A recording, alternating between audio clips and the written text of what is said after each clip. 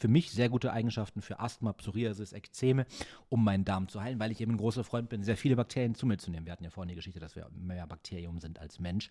Und da sind eben sehr, sehr viele Bakterien drin. Jetzt sagen manche Leute, da sind aber auch schlechte Bakterien drin. Dann sage ich, es gibt keine schlechten Bakterien. Dann kommen die Leute mit ihrer Germ Theory und dann komme ich mit der Field Theory und dann drehen die Leute durch. Wenn du die Wahrheit über Bakterien wissen möchtest und wo vielleicht sich Louis Pasteur geirrt hat, dann lass gerne einen Kommentar da. Dann werde ich das große Bakterien-Lüge-Virus-Ding festhalten.